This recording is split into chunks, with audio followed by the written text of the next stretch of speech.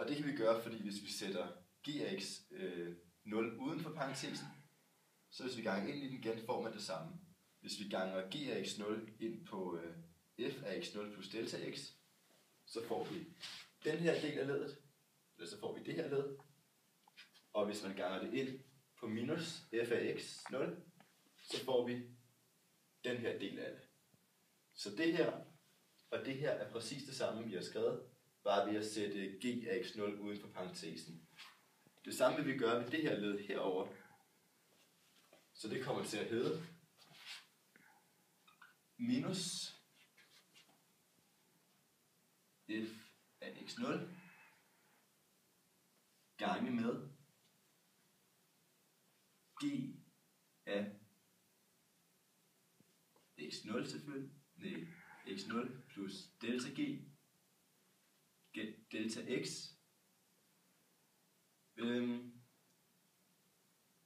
plus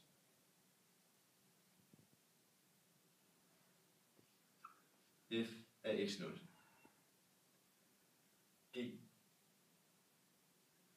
g af x 0.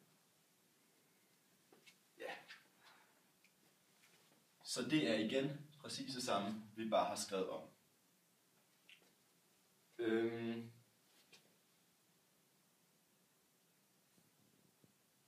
Nævneren. Nede i nævneren, der har vi vores gode gamle her, men der kan vi også skrive noget mere om. Vi skriver, som det stod før, g af x 0 plus delta x gange med g af x 0. Men den sidste her, delta g, den vil vi egentlig godt have væk. Det gør vi som ved at dividere med det samme på begge, både over og under, både i tæller og nævner. Så vi får en, der kommer til at hedde det her divideret med delta x, og det her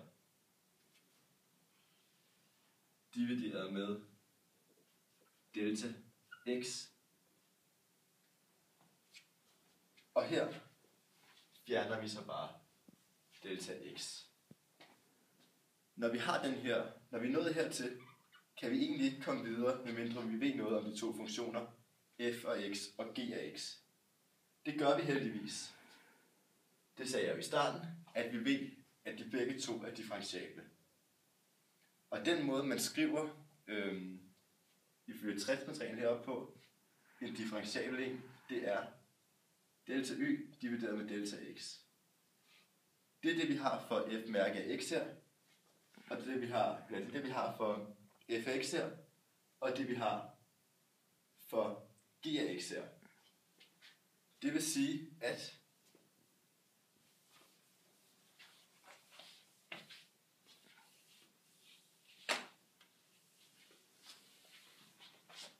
det her kan skrives om, den her kan skrives om til f mærke af x, og den her kan skrives om til g mærke af x. Vi får altså en, der kommer til at se sådan her ud. F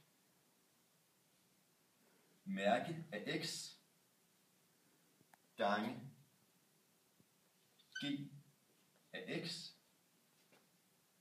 minus f af x gange g mærke af x divideret med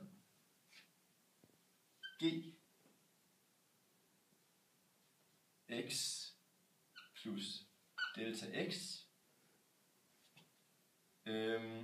gange g af x. Nu vil vi så prøve at finde grænseværdien, eller nu vil vi finde grænseværdien. Det gør vi ved at lade x, delta x gå mod 0. Det vil sige, at vi kan strege den her.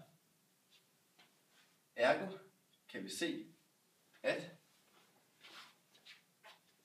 h mærke af x er lig med f mærke af x gange g af x minus f af x gange g mærke af x divideret med g af x gange g af x. Det er det samme som g x i anden. Det var beviset, og